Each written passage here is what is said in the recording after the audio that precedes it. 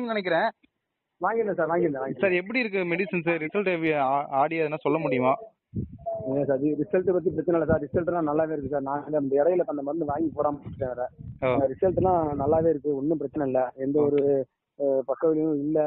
முன்னாடி எல்லாம் அந்த இங்கிலீஷ் மருந்து போட்டுட்டு தான் நான் உங்களுக்கு ஒரு வீடியோ காமிச்சிருந்தேன் பார்த்தீங்களா? கோழி வந்து தலையை கீழே போட்டுட்டு அப்படி சுத்திக்கிட்டே இருக்கும். இப்போ அந்த பிரச்சனை இல்லை. இப்போ நான் மருந்து எதுவும் யூஸ் பண்றது கிடையாது. இந்த carom immunity booster cough syrup இது மட்டும் தானே கொடுக்குறீங்க? ஆமா சார், இது மட்டும் தான் போறேன். அந்த குடல் புல் நீக்கம் மருந்து வந்து ஏற்கனவே வாங்கினது இருக்கு. அதனால வந்து அதை மட்டும் வந்து சனி ஞாயிறு வாரத்துல ஒரு நாள் போடுறது அந்த மாதிரி வச்சுக்கிறது சார். வேற ஒண்ணும் இல்ல. மற்றபடி மருந்தை பத்தி எந்த ஃபால்ட்டும் கிடையாது. நல்லா இருக்கு மருந்து, நல்லா இருக்கு. சரி, நோய் வந்த உடனே எதனா கொடுத்தா கியூர் ஆகுதுங்களா? கியூர் ஆகுது சார். நோய் வந்து கொடுத்து நான் ஒரு கோழி உங்களுக்கு கண்ணு காமிச்சல, இது வந்து ரொம்ப கட்டி மாதிரி இருந்து அதை துடிக்கி எடுத்துட்டு ஹைட்ராப்ஸ் போட்டுட்டு அதுக்கப்புறம் அந்த மருந்து வந்து கண்டினியூவா போட்டுக்கிட்டு இருந்தேன். குறைசா? அதுக்கப்புறம் குறைசா, ஆமா குறைசான்னு சொல்லியிருந்தீங்க. குறைசான்னு சொல்லியிருந்தீங்க. ரொம்ப முத்துன ஏதாவது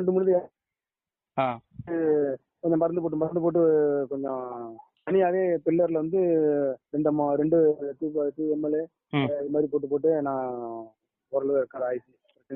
சரிங்க சார், சரிங்க. அதனாலதான் சார் இப்ப நான் சரி அதை நான் இப்ப கோழி குஞ்சு வேற 300 குஞ்சு வேற இறக்கிட்டேன். வேற ஒரு 500 குஞ்சு இருக்கு. கிட்டத்தட்ட நம்மள்ட்ட இப்போ 1000 கோழி இருக்கு சார் நம்மள்ட்ட.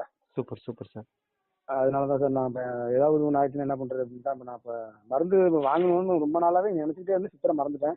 அப்புறம் இன்னைக்கு தான் போய் பார்த்தேன், மருந்து ஒன்றும் இல்லைன்னு சொன்னாங்க. உடனே அப்புறம் ஆர்டர் போட்டேன். சரிங்க சார். இது கொடுத்தீங்கன்னா டெத் ரேஷியோ குறைஞ்சிடும். அதில் நம்ம ப்ராஃபிட் எடுத்துடலாம்.